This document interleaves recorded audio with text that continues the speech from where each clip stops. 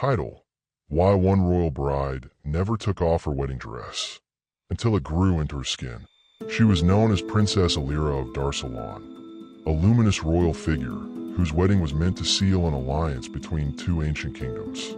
Her bridal gown was no ordinary dress.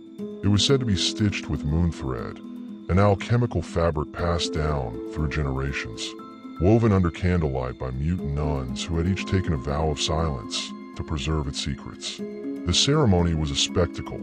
Dignitaries from across the continent, choruses of bells, and thousands of petals falling like snow from the palace towers.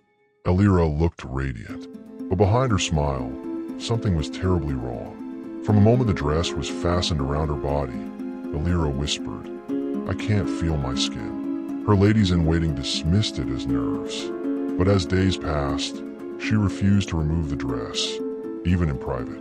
At first, they thought it was a show of devotion to her husband, Prince Lorien, or a sign of superstition. She claimed the dress protected her from the voices beneath her bones.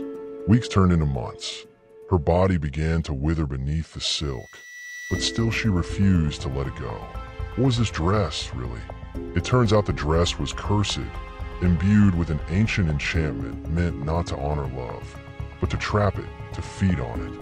The moon thread, when activated by the blood of a true royal during a wedding ceremony, would begin to bind with the wearer's nervous system, embedding itself into muscle, then bone. By the time anyone realized, the dress was no longer clothing. It was part of her. Her screams were muffled behind palace walls. No one was allowed into her chambers except a few select caretakers. When one nursemaid attempted to cut the fabric, the princess's skin bled as if it were her own flesh. The horror deepens. She no longer walked. The weight of the dress, which had once shimmered like liquid silver, now dragged behind her like a rotting veil. Her fingers had become stiff, locked into the satin sleeves. Her spine curved unnaturally as the corseted bodice tightened with each breath, almost like it was exhaling for her. One night, in the dark halls of the palace, the king's physician was summoned. When he undid the clasps, what he found was not skin. It was fabric fused with sinew, patterns of lace that had replaced her veins. Her ribcage was blooming open with embroidered roses, and her heart pulsed under sheer chiffon.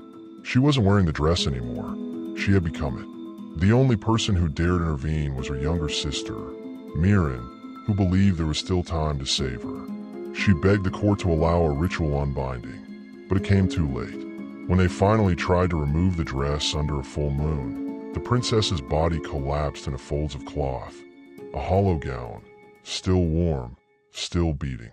They say the dress still hangs in the royal mausoleum, swaying when no wind blows. And every new bride of the Darsalan lineage is warned. Never put on a dress you can't take off, because it may not want to come off, because it may have been waiting for you. Part 2. The Honeymoon Wing. After Princess Elira vanished into what the court officially declared as a spiritual dissolution, the royal family sealed her bedchamber in the east wing of Darsalan Castle. It was renamed, quietly by the servants, the Honeymoon Wing, a cruel joke, whispered with trembling lips. But Elira's disappearance didn't erase her presence. It intensified it. Newlywed brides in the palace claimed to hear the rustling of fabric outside their doors at night. A soft dragging sound, like silk being drawn across marble. One chambermaid quit after claiming she saw a figure with no face, just layers of wedding fabric, moving down the corridor as if searching for something. A scholar from the Royal Alchemic College was brought in to investigate Elira's room. He lasted one night. His journal was later found beside an overturned inkpot. The final entry read, "The dress is not cursed. It is conscious. It remembers her shape, and now it wants to be filled again." Moon thread and bone. A secret inquiry was conducted by the royal historiographer, Lady Anselm, who had long studied the folklore surrounding moon thread. It was not a fairy tale fabric, as believed. It was first woven by a sect of mourning witches who crafted garments that could house the spirits of the dead. Moon thread is spun using fibers from a tree that no longer grows, fertilized by the bones of royal infants buried alive, part of an ancient sacrificial rite to protect a bloodline from extinction. Elira's wedding gown had been made not to bless a union, but to bind a soul to a body forever, and it did. Only, Elira's soul wasn't strong enough to stay, and the dress, desperate for another, began luring new hosts. The second bride, 2 years later, Elira's younger sister Miran, was set to marry a northern prince.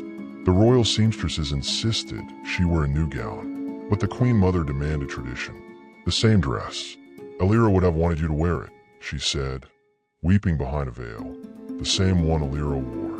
Miran refused at first, but one evening, she found the dress already laid across her bed, perfectly arranged. She called for her handmaidens. They hadn't placed it there. The door shut behind her on its own. When they found Miran 3 hours later, she was standing perfectly still, facing the window. She turned slowly. Her lips were sewn shut with fine silver thread. The dress was on her. No one had seen her put it on. She whispered through clenched teeth, "It fits me better than it did her." What the dress wants. Miran's body began to change. Her reflection wavered in mirrors. Her face seemed to flicker between her own and Elira's. Her voice sometimes came out in whispers with an echo, like two women speaking at once.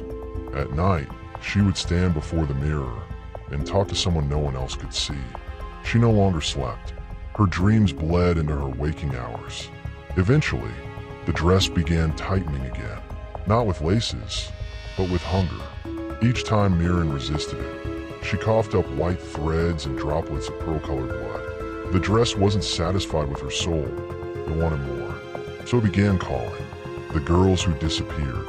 In the following months, 5 young seamstresses who had helped rehem the dress vanished without a trace. Their homes were found with folded fabric bundles at the doorstep, wrapped like gifts.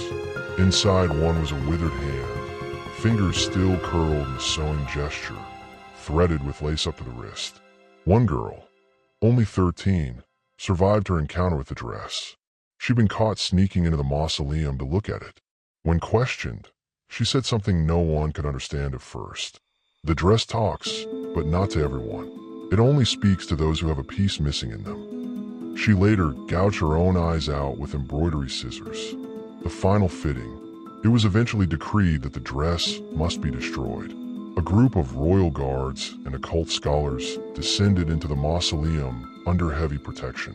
The dress was placed in an iron reliquary, soaked in black salt water, and set aflame. It didn't burn. Instead, it began to scream. One scholar went mad. Another tried to hurl himself onto the fire, claiming his bride had been swallowed by the hem. When they opened the reliquary the next morning, the dress was gone. In its place, a single letter, written in Princess Elira's hand.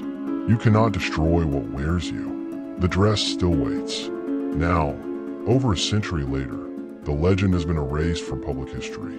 Tourists visit the ruins of Darsalan Castle, unaware of what happened there. But some claim that if you whisper the words "Moonthread Bride" near the collapsed east wing, the air grows cold, and you'll hear the faint sound of fabric dragging across stone. In 1993, a bridal fashion designer went missing after acquiring antique lace from an unlisted dealer in Romania. Her final sketches were of a faceless woman with threads growing from her eye sockets. And in 2004, an urban explorer live-streamed a video from the mausoleum's ruins. Near the end, just before the camera cuts out, you can hear a voice say, "Try me on. Let's never take each other off." The bridal archivist. In the year 2021, a rising star in bridal fashion, Camille Laurent, opened a boutique in the south of France specializing in antique wedding designs. Known for her historically inspired gowns, she often sourced authentic lace and royal era silks. One day, she received a crate with no return address. Inside, a rolled bundle of faded lace, brittle and yellowing, yet strangely cold to the touch. It carried no scent of age or decay, just a faint, metallic smell like iron or old blood. Camille, entranced, examined the weave.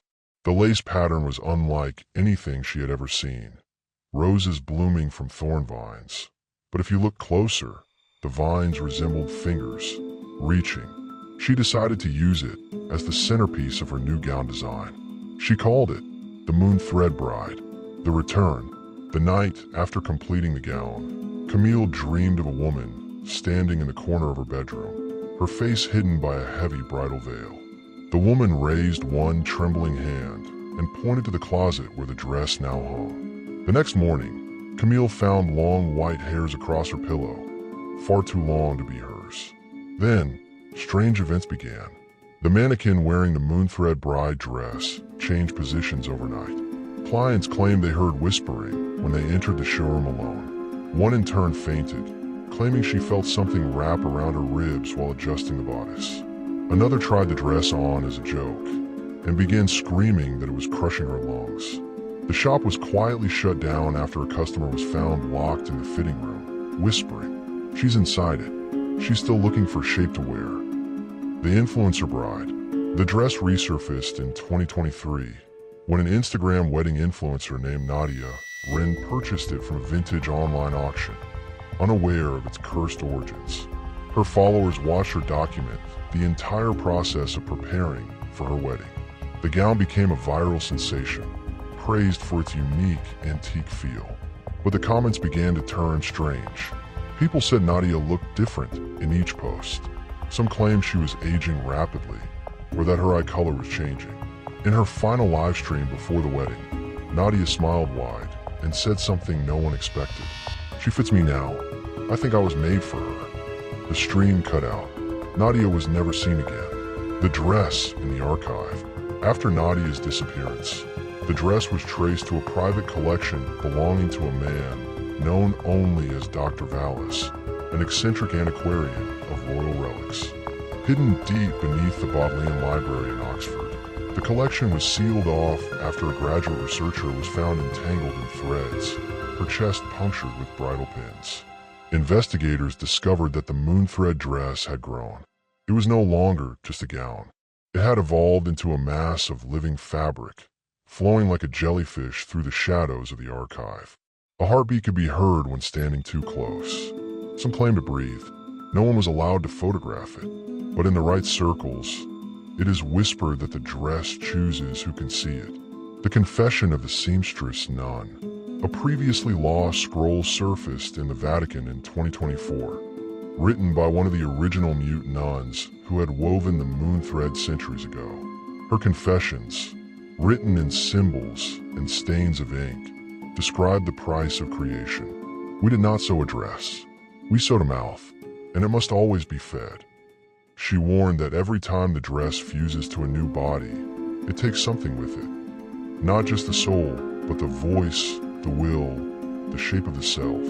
And it remembers every bride it has ever worn. The scroll ended with a single phrase written in blood. She will walk again when the dress is whole. The final bride has been born. July 2025.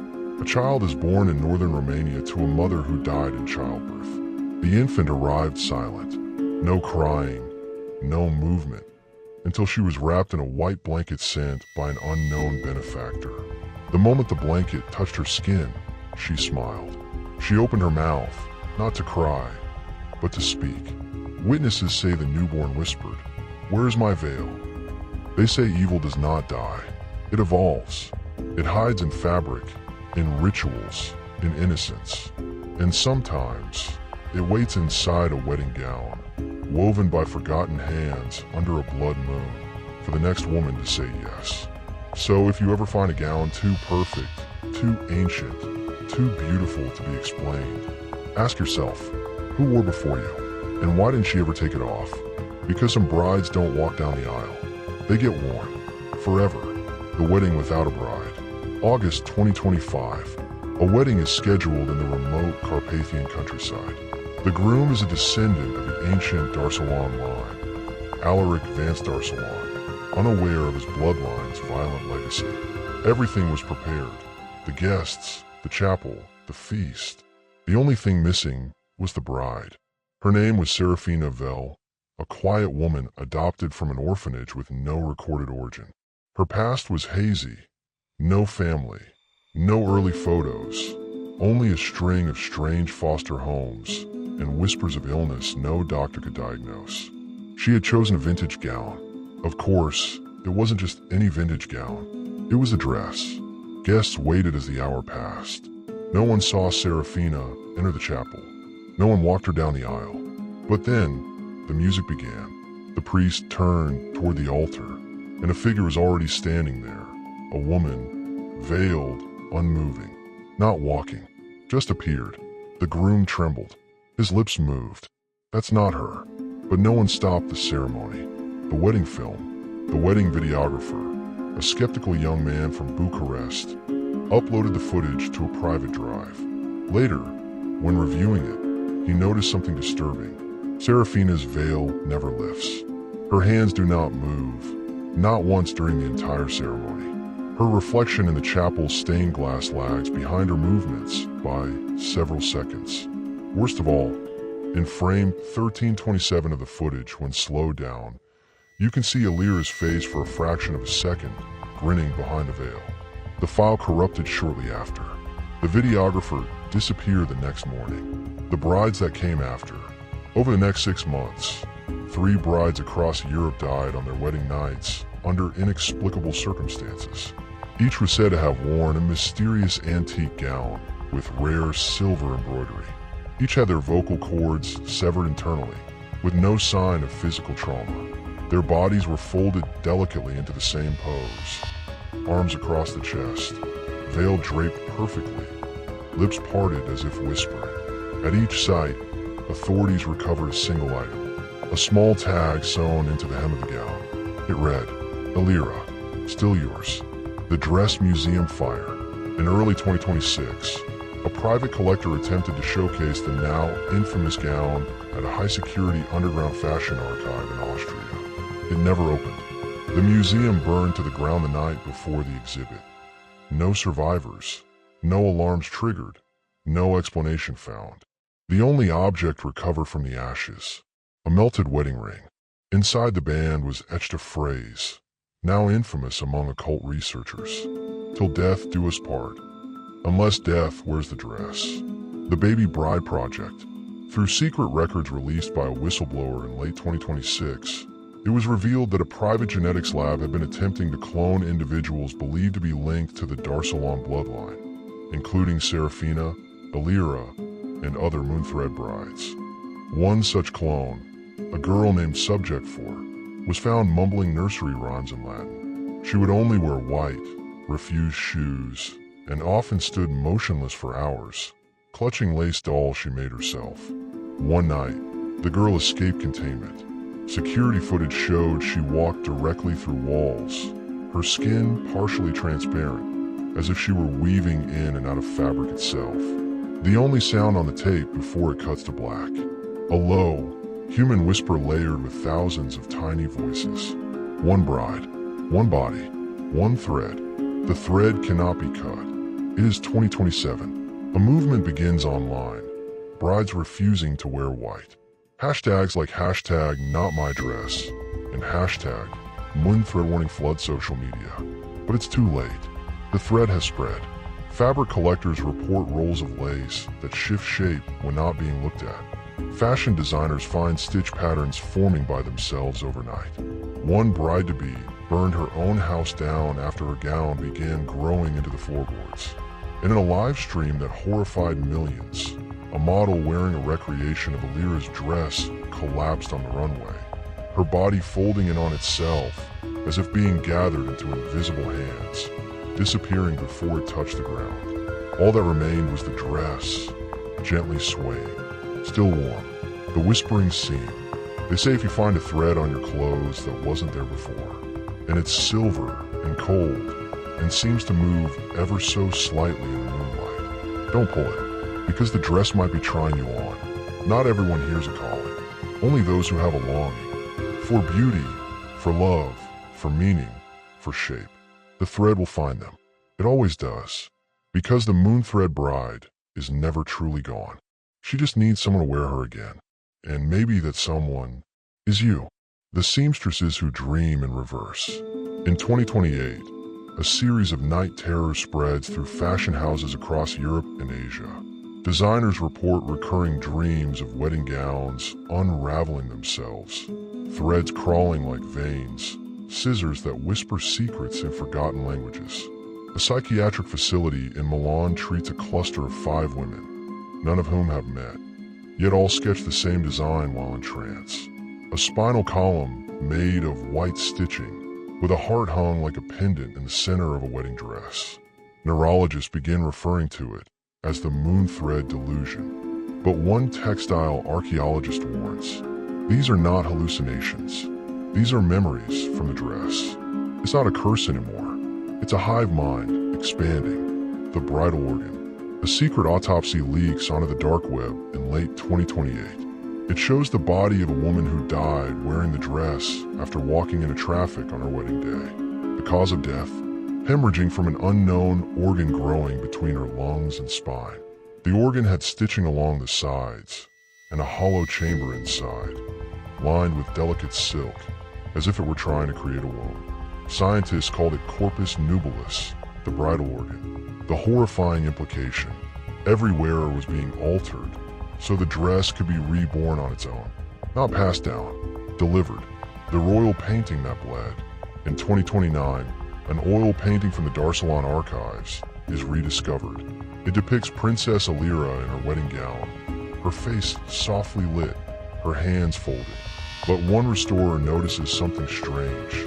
The paint shifts when viewed from certain angles. Her eyes change direction. During the cleaning process, a slash appears across the canvas, unpainted, as if something had tried to cut its way out from inside. A few nights later, the restoration studio was found flooded with red fluid. Not blood, but a thick crimson dye used in ancient royal embroidery. The portrait was missing, but carved into the wall behind it. Thread by thread, I remember. Stitch by stitch, I return. The wedding mass disappearance.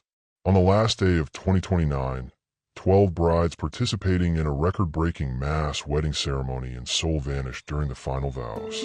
In the video broadcast, just as the officiant says, "You may now kiss," all 12 brides turn their heads in unison and vanish mid-frame. In their place, piles of folded fabric, each steaming as though freshly ironed. Authorities found a note stitched onto the altar cloth. The dress is not cursed. The world is. The fabric knows its maker. 2029, Vatican vaults. A dying monk confesses to the existence of a forbidden reliquary, sealed beneath the papal archives, said to contain the first moon thread spindle used in Elira's gown. When opened, the spindle still spun, slowly, with no source of motion. But beneath it lay something far worse, a shriveled, preserved heart, pierced with sewing needles and wrapped in lace. The tag pinned to it, for her return. This wasn't a mistake. Elira's dress wasn't cursed by accident. It was constructed as a resurrection vessel, a soul trap, a bridal phylactery. She had died long ago, but her memory was stitched into history itself. The thread has a pattern. In early 2030, mathematicians discover that the spacing and twist of moon threads weave corresponds to a perfect Fibonacci spiral, repeating over time in measured intervals. When plotted across events linked to the dress, disappearances, visions, hauntings, a pattern emerges. Every 13th bride becomes a host, and every 7th cycle, the dress attempts a full rebirth. According to their calculations, the final convergence will occur in the year 2033 during a rare lunar alignment, when a blood moon will rise over Darsalan Castle for the first time in 800 years. It will mark the last chance for the dress to become flesh again, unless someone stops it. Elira's voice. A new voice appears in an old place. Deep beneath Darsalan Castle, an excavation unearths a sealed room with a cradle in the center. Inside, a rotating spindle of lace, moving on its own. The only thing in the cradle, a tiny skull wrapped in swaddling silk. And from it, a voice echoes, not aloud, but inside the mind of every worker. It says only one word, over and over. Yes, the bride in the body. You think you've never worn her, but the thread is already in you. In the tag on your shirt, in the lining of your pillow, in the seam that won't stop itching, no matter how many times you wash it. It waits in the quiet closets. It flutters behind mirrors. It whispers down your spine at night when you feel the sheet wrapped too tightly. Because she is not done. She is not gone. She has only ever wanted one thing: to be worn again. And you've always been her size. This marks the end of the story. A tale of cursed lace, a gown that devoured brides, and the haunting legacy of Princess Elira's soul stitched into silk. The dress lives on, and maybe it's closer than you think.